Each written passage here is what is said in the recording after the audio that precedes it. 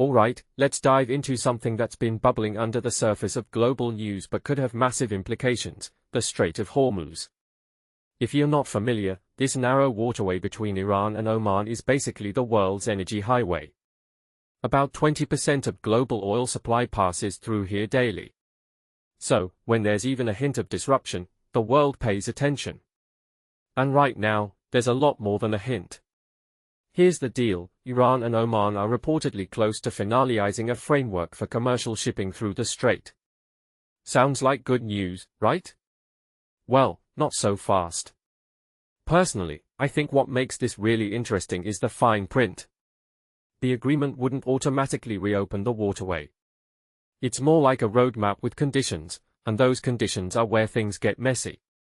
One thing that immediately stands out is Iran's insistence that these talks are strictly bilateral, no US involvement. Meanwhile, Trump's out there saying the strait will reopen soon or Iran will face severe consequences. Talk about mixed signals. From my perspective, this raises a deeper question: can Iran and Oman really navigate this without the US looming in the background? What many people don't realize is that the US has been a major player in this region for decades, often dictating the terms of engagement. So, Iran's push for a bilateral deal feels like a power move, a way to assert control over its own waters. But here's the catch: the US isn't just going to step aside. Vice President J.D. Vance called negotiations with Iran messy, and I think that's an understatement. The Iranians, he says, extraordinarily difficult people with a fractured system. Ouch.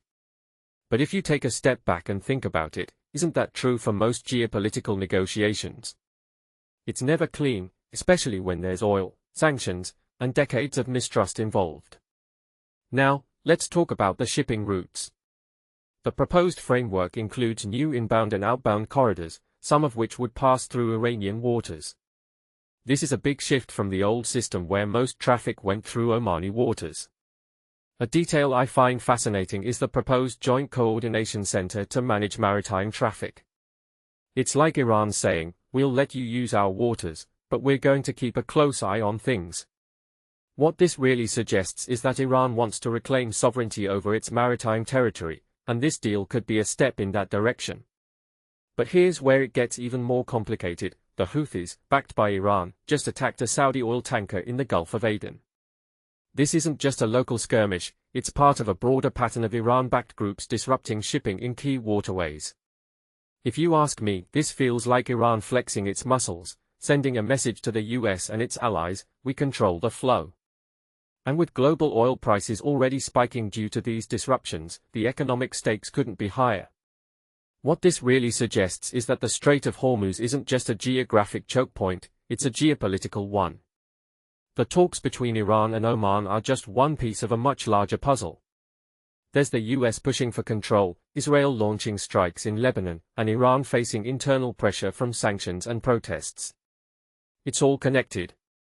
Personally, I think the real story here isn't whether the strait reopens, it's how this moment reshapes the balance of power in the region.